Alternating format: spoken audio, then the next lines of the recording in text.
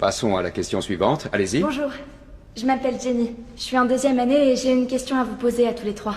Pouvez-vous nous dire en une phrase ou moins pourquoi... Vous comprenez ce que je veux dire. Vous pouvez nous dire pourquoi les États-Unis sont le plus grand pays du monde? L'égalité des chances et la diversité. Lewis? La liberté et la liberté. Alors faisons en sorte que ça dure. Will? Les New York Jets. Non. Je veux une réponse sérieuse cette fois. Qu'est-ce qui fait des États-Unis le plus grand pays du monde?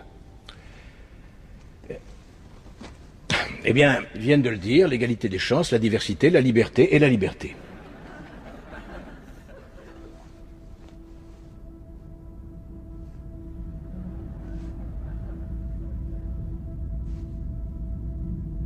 Je ne vous laisserai pas reprendre votre avion tant que vous n'aurez pas répondu.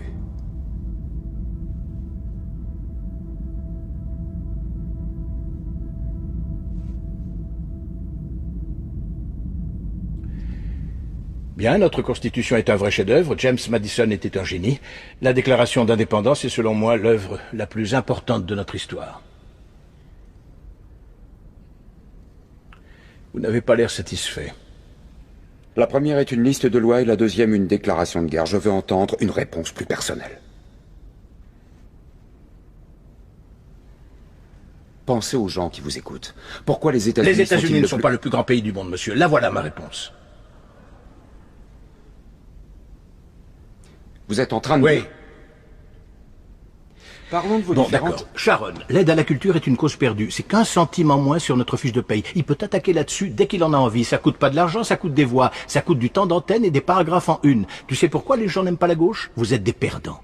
Si vous êtes si malin, comment ça se fait que vous perdez comme des cons à toutes les élections? Et puis toi, comment tu fais pour garder ton sérieux en disant à des étudiants que notre pays est tellement exceptionnel et merveilleux que nous sommes le seul peuple dans le monde à connaître la liberté? Le Canada est un pays libre, le Japon est un pays libre.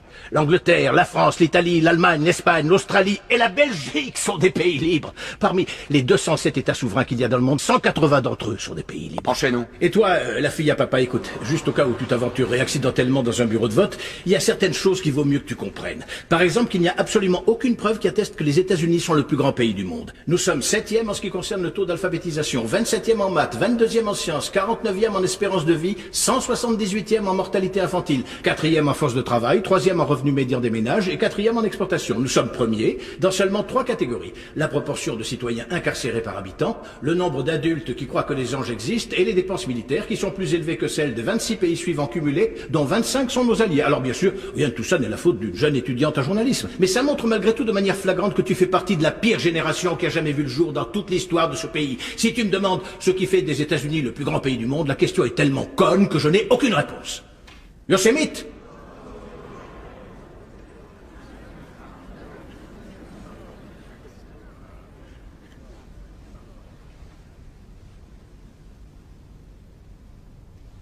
On l'a été autrefois. On luttait pour des causes justes. On a voté des lois pour défendre nos valeurs. On en a abrogé d'autres contraires à ces mêmes valeurs. On menait des guerres contre la pauvreté, pas contre les pauvres. On n'hésitait pas à se sacrifier et à épauler nos voisins. On joignait le geste à la parole et on ne se montrait jamais orgueilleux. On a bâti de grandes et belles choses, inventé des technologies que personne n'aurait cru concevables. On a exploré l'univers, guéri des maladies incurables, donné naissance aux plus grands artistes et à la plus grande puissance économique du monde. Notre ambition nous donnait des ailes. On agissait en homme et on cultivait notre intelligence. On ne rabaissait pas celle des autres de peur de nous sentir inférieurs. On n'était pas défini par la personne pour qui on avait voté aux élections précédentes, et on n'avait pas aussi peur.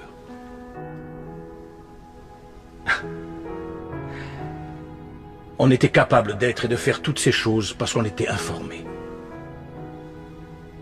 Par de grands hommes, des hommes respectés. La première étape dans la résolution d'un problème est de reconnaître qu'il y en a un. Qu'on le veuille ou non, les États-Unis ne sont plus le plus grand pays du monde.